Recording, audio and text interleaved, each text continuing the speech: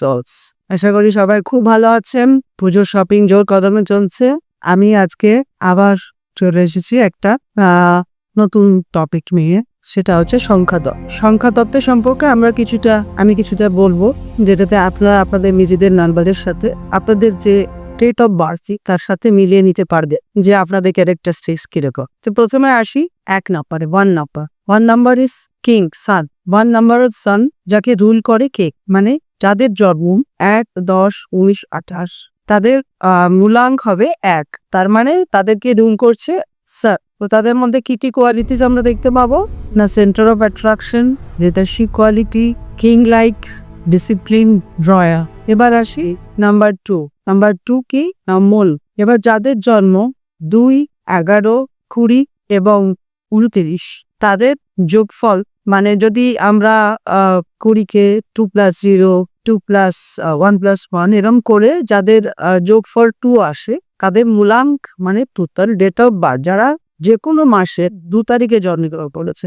আগে বললাম যারা 1 নম্বর, মানে যারা যে কোনো মাসের 1 তারিখে জন্মেছেন বা 1, 10, 19, 28-এ জন্মেছেন, তাদের ক্যারেক্টারিস্টিক্স করলাম। এবার যারা যে কোনো মান্থের 2, 11, 20 এবং 29-এ তাদের জন্ম পেয়েছে, তাদের মূলাঙ্ক হবে 2।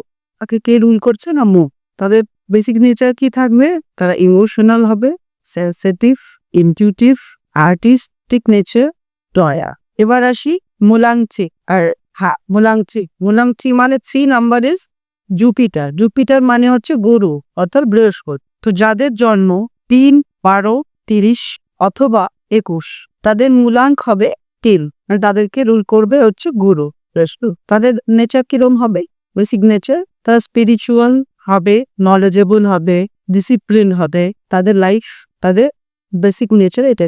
এবার আসি মূলাঙ্ক 4, অর্থাৎ যাদের জন্ম যে কোনো মাসে 4, 13, 22 আর 31 জন, তাদের মূলাঙ্ক হচ্ছে 4। অর্থাৎ যে কোনো মাসের এই 4টে তারিখে যাদের জন্ম হয় তাদের মূলাঙ্ক হচ্ছে 4। এবার 4 কি, 4 নাম্বার ইজ রাহুকে আমরা জেবেল বলে থাকি। অর্থাৎ রাহু মানে হচ্ছে শুধুমাত্র মাথা, তার শরীর নেই। তো মাথা মানে প্রচন্ড স্ট্রং, মানে দিমাগ চলে, তারপর প্রচন্ড ইন্টেলিজেন্ট মাথা। তাদের বেসিক নেচার কি না, impulsive, imbalance, short temper, secretive. তো আজকে এই ছোট্ট ভিডিও সংখ্যাতত্ত্ব নিয়ে আপনাদের কাছে রাখলাম। আশা সবাই ভালো থাকবে, সবাই আনন্দে থাকবেন। শেষ করি আজকের ভিডিও। নমস্কার।